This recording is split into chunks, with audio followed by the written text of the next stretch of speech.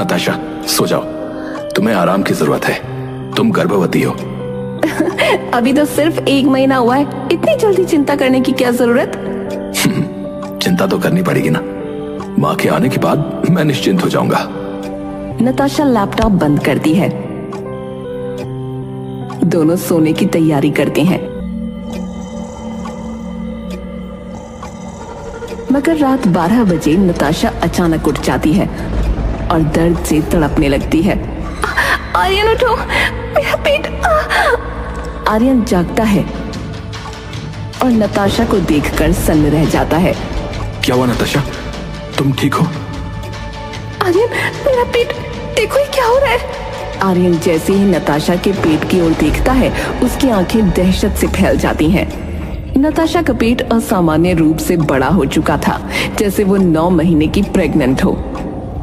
नताशा, ये कैसे हुआ? तुम्हारा पेट, ये तो मुझे नहीं पता, मुझे दर्द हो रहा है, बहुत दर्द। नताशा, हमें हॉस्पिटल जाना होगा।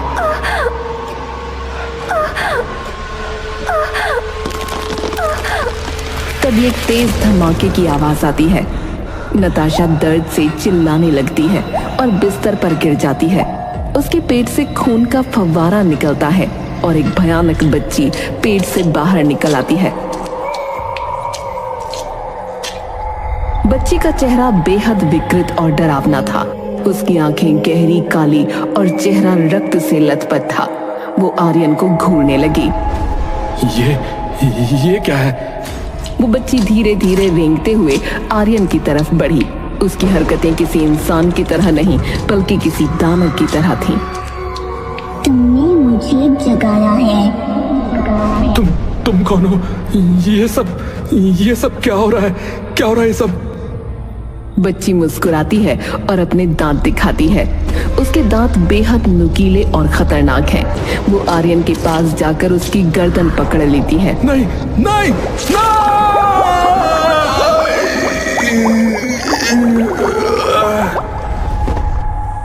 बच्ची बेहोश हो जाती है और उसके शरीर में अजीब बदलाव होने लगते हैं। वो धीरे धीरे एक 20 वर्षीय युवती में बदल जाती है। माता पिता, अब तुम नहीं हो, लेकिन मैं हूँ। उस रात एक नई शुरुआत हुई, पर वो सिर्फ अंत की शुरुआत थी। रात के सन्नाटे में मौत ने एक नई कहानी लिखनी शुरू कर दी थी। अब हर कोना एक डरावने रहस्य का गवाह बनने वाला था।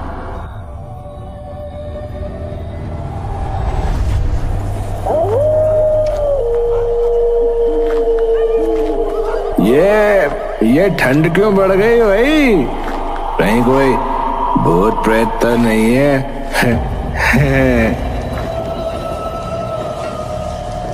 अरे ये कौन है? पहले तो यहाँ कोई नहीं था।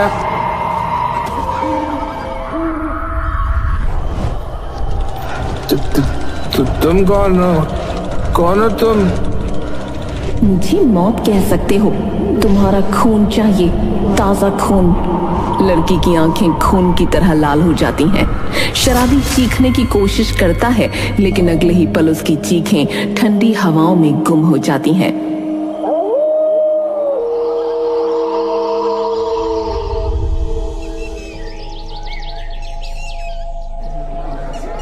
अगली सुबह सड़क पर शराबी की लाश पड़ी थी।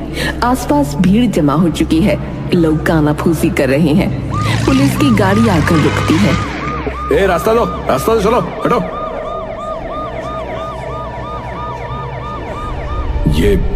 ये क्या है? लाश का रंग पूरी तरह सफेद हो गया है। शरीर में खून का नामो निशान नहीं है।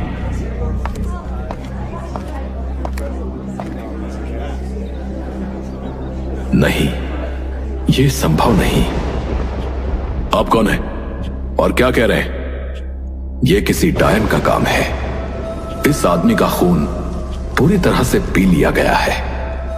प्राचीन कथाओं में ऐसा जिक्र है कि अघोरा डायन इसी तरह खून पीती थी, लेकिन वो तो हजारों वर्ष पहले मारी गई थी। बस करो अपनी बकवास। यहां कोई डायन वायन नहीं है, समझे? चलो जाओ। आप मेरी बात मानिए, अगर ये वही अघोरा डायन है तो ये आखिरी हत्या नहीं होगी, जल्द ही और भी मौतें होंगी। इंस्पेक्टर कदम गुस्से में साधु को वहां से भगा देता है। इंस्पेक्टर कदम लाश को पोस्टमार्टम के लिए भिजवाता है और थाने लौटकर अपनी फाइलों में व्यस्त हो जाता है।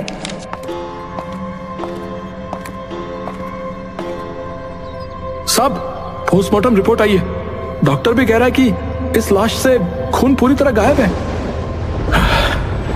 यह कैसे हो सकता है? खून का कोई निशान भी नहीं।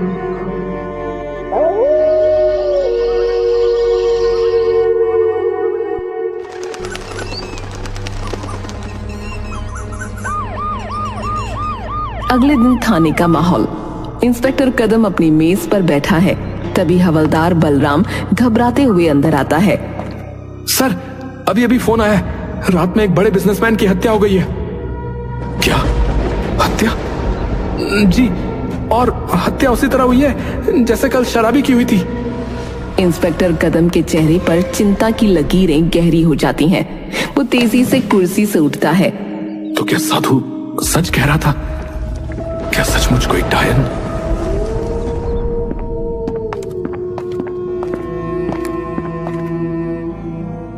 साहब, मेरे बेटे आर्यन और उसकी पत्नी नताशा का कुछ पता नहीं चल रहा। दोनों का फोन भी बंद है। आप कौन है? और आर्यन नताशा के बारे में आखिरी बार कब बात हुई थी? मेरा नाम रुक्मणी है, मैं आर्यन की माँ हूँ। कुछ दिन पहले वो दोनों नए घर में शिफ्ट हुए थे। मैंने आज जब उनके घर जाने की कोशिश की तो बाहर से ताला लगा हुआ था। रुक्मणी के साथ खड़े युवक युवती अपना परिचय देते हैं। मैं राहुल हूँ, आर्यन का बिजनेस पार्टनर। और मैं तानिया। हम दोनों को भी आर्यन नताशा की कोई खबर नहीं। आपके पति? मेरे पति का देहांत सालों पहले हो गया। आर्यन और नताशा के साथ मैं भी उनके नए घर जाने वाली थी, लेकिन कुछ दिनों की देरी हो गई। ये वही पता था जहां शराबी का बेहोश पड़ा शरीर मिला था। इंस्पेक्टर कदम रुक्मणी, राहुल और तान्या के साथ उस बंद घर के पास पहुंचता है।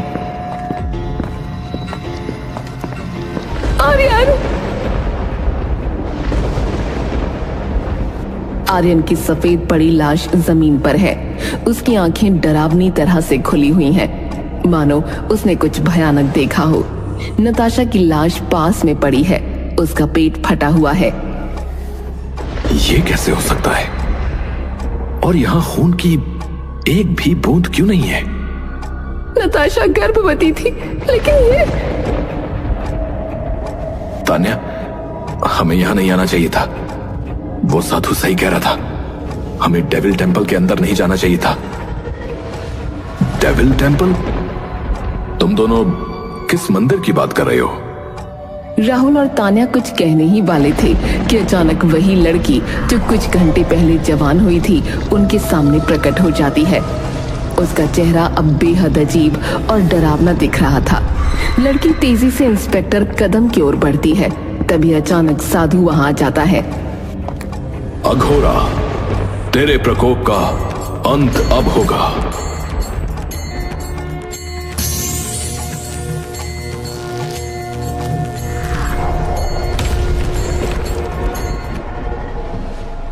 ये सब क्या हो रहा है?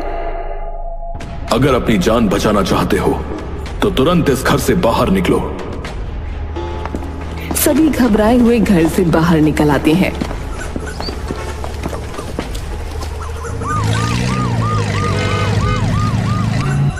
साधु उन्हें शहर से दूर अपनी झोपड़ी में ले आता है।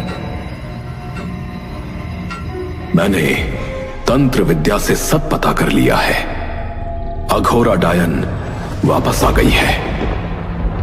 लेकिन यह कैसे संभव है? बाबा, ये सब शायद हमारी गलती से हुआ है। कुछ महीने पहले हम चारों जो है एक ट्रिप पर गए थे। क्या? कौन सी जगह? हिमालय के घने जंगल। हिमालय के घने जंगलों का दृश्य। चारों दोस्त आर्यन, नताशा, तान्या और राहुल जंगल की खूबसूरती का आनंद ले रहे हैं।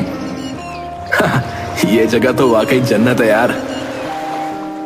हाँ, इस खूबसूरती को कैद कर लेना चाहिए। तभी आर्यन की नजर घने पेड़ों के बीच एक अजीबोगरीब मंदिर पर पड़ती है। अरे वो देखो, वो मंदिर कितना पुराना लगता है। चलो देखते हैं। अब आर्यन, मुझे ये जगह थोड़ी अजीब लग रही है यार। डरपोक हो क्या? पुरानी जगहों का अपना ही अलग आकर्षण होता है। चारों मंदिर की ओर बढ़ते हैं। पास पहुंचकर वो देखते हैं कि मंदिर का दरवाजा जंग लगा और भारी ताले से बंद है। दरवाजे पर तांत्रिक प्रतीकों और चेतावनियों के निशान है। तान्या दरवाजे को ध्यान से देखते हुए, ये जगह तो सैकड़ों साल पुरानी लगती है। जरूर ये कोई रहस्यमय मंदिर होगा। चलो अंदर की तस्वीरें लेते हैं। आर्यन ताला तोड़ने की कोशिश करता है। जैसे ही वो हाथ बढ़ाता है, अचानक एक वृद्ध साधु वहां आ जाता है। रुको।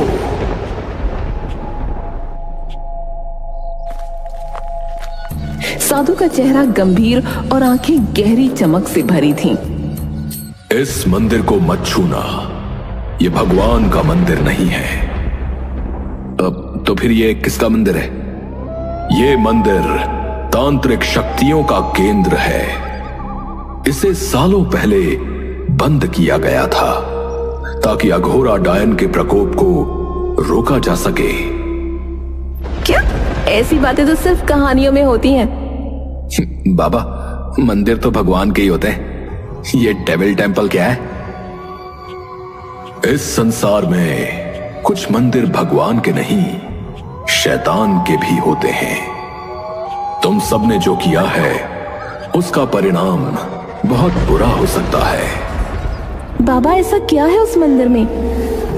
वो मंदिर शैतान की पुजारन अघोरा का था। हजारों साल पहले वो इस इलाके में रहती थी। उस समय ये क्षेत्र आदिवासियों का था। अघोरा शैतान की उपासक थी। उसने इस मंदिर का निर्माण करवाया था और निर्दोष आदिवासियों को बलि देकर वो शैतान को खुश किया करती थी। एक दिन आदिवासियों ने विद्रोह किया और उसे इसी मंदिर में कैद कर दिया। उसे जिंदा दीवारों में चुनवा दिया गया। तभी से यह मंदिर बंद है। उस दिन के बाद यह मान्यता बनी कि अगर कोई महिला इस मंदिर में प्रवेश करेगी तो अघोरा उसकी कोख के जरिए फिर से इस संसार में आ जाएगी। सभी साधु की चेतावनी को नजरअंदाज करते हैं और ताला तोड़ देते हैं। अंदर एक विशाल मूर्ति दिखती है। अंदर कदम रखते ही हमें एक अजीब सी ठंड महसूस हो रही है। ऐसा लग रहा था कि कोई हमें देख रहा है। नताशा पीछे मुड़कर देखती है। उसकी नजर एक परछाई पर पड़ती है। वो डर जाती है। मुझे ये जगह सही नहीं लग रही, हमें वापस चलना चाहिए। सभी वापस लौटने लगते हैं। बाहर वही साधु खड़ा होता है। तुम सबने बहुत बड़ी गलती की है। अब परिणाम भुगतने के लिए तैयार रहो। झोपड़ी का दृश्य। राहुल साधु की बात सुनकर शांत हो जाता है। तान्या कांपते हुए कहती है, बाबा, अब क्या होगा? अघोरा जन्म ले चुकी है, लेकिन अभी वो पूरी ताकतवर नहीं है। उसे रोकने के लिए हमें फिर से उस मंदिर में जाना होगा।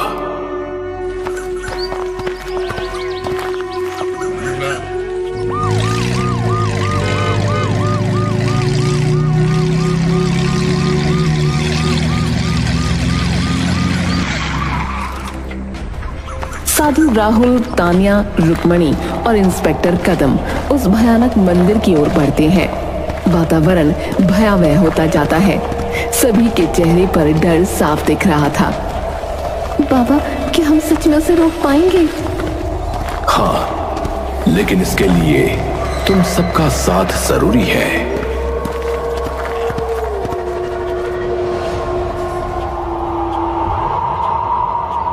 साधु मंत्र पढ़कर मंदिर का दरवाजा खोलता है। सभी अंदर चले जाते हैं। मंदिर के अंदर दिए की टिमटिमाती रोशनी में साधु तंत्र क्रिया करने लगा। रुक्मिणी, तान्या, राहुल और इंस्पेक्टर कदम डरे सहमे एक कोने में खड़े हो गए। मंदिर के पत्थरों पर अजीब से चिन्ह चमकने लगे। तभी एक गहरी और कर्कश आवाज गूंजी। चेत जाओ, अघोरा की शक्ति यहां मंडरा रही है। वो किसी भी क्षण प्रकट होगी। ध्यान भंग मत करना। साधु महाराज, जल्दी कुछ कीजिए। ये जगह ही मौत का साया लग रही है। क्या हम यहाँ से भाग नहीं सकते? भागने की कोई राह नहीं। ये लड़ाई यहीं खत्म होगी। ठंडी हवा का तेज झोंका अंदर आता है। वही लड़की जो कुछ क्षणों में जवान हो गई थी, अब अघोरा के रूप में प्रकट होती है। उसका चेहरा भयानक और आंखें अंगारों की तरह लाल हैं। उसके लंबे नाखून खून से सने हैं। तुम सब मुझसे बचकर कहां जाओगे? मेरी शक्ति का कोई अंत नहीं। अघोरा ताबड़तोड़ हमला करती है। दीवारों से खून टपकने लगता है। मंदिर की मूर्तियां कांपने लगती हैं। साधु तेजी से मंत्रोच्चार करता है। ओम ऐं ह्रीं क्लीं चामुंडाय विच्चय। ओम ऐं ह्रीं क्लीं चामुंडाय विच्चय। ओम ऐं ह्रीं क्लीं चामुंडाय विच्चय। ओम नमः शिवाय। ओम नमः शिवाय। तेरे मंत्र मुझे रोक नहीं सकते साधु। मैं उस दुनिया की हूं जहां तुम्हारी पूजा नहीं, मेरा खौफ चलता है। अघोरा, ये मंदिर तेरे जैसी दुष्ट आत्माओं का अंत करने के लिए बना है। आज तुझे दोबारा उसी नरक में भेजूंगा जहां से तू आई है। तू खुद ही अपनी मौत को बुला रहा है। अघोरा एक जोरदार चीख मारती है। उसकी चीख से मंदिर की छत फटने लगती है। राहुल, तान्या और इंस्पेक्टर कदम जमीन पर गिर जाते हैं। रुक्मिणी चिल्लाते हुए साधु से मदद मांगती है। साधु बाबा, कुछ कीजिए, हम इसे नहीं रोक सकते। तुम सब पीछे हट जाओ। ये युद्ध अब मेरे और अघोरा के बीच है। साधु अपनी जान पर खेलकर त्रिशूल को शक्ति से भरता है। त्रिशूल से रोशनी की तेज किरण निकलती है। अघोरा तिलमिला जाती है। वो जोर जोर से चिल्लाने लगती है। नहीं, ये शक्ति मुझे जला रही है। तुझे इसकी कीमत चुकानी पड़ेगी साधु। ये त्रिशूल तेरे पापों का अंत करेगा।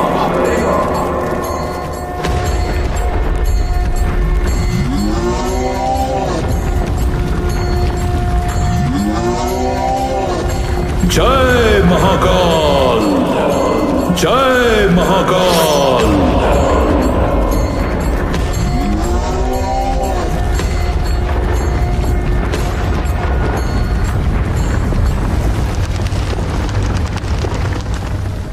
साधु गंभीर चोटिल हो जाता है। साधु बाबा, आप ठीक है? मेरा अंत निकट है, लेकिन अब अघोरा हमेशा के लिए समाप्त हो चुकी है। तुम सब इस मंदिर को छोड़ दो और इसे हमेशा हमेशा के लिए बंद कर दो। साधु अंतिम सांस लेता है। मंदिर शांत हो जाता है। राहुल, तान्या, रुक्मिणी साधु को प्रणाम करते हैं। बाहर सूरज उग रहा था। मंदिर के दरवाजे अपने आप बंद हो जाते हैं।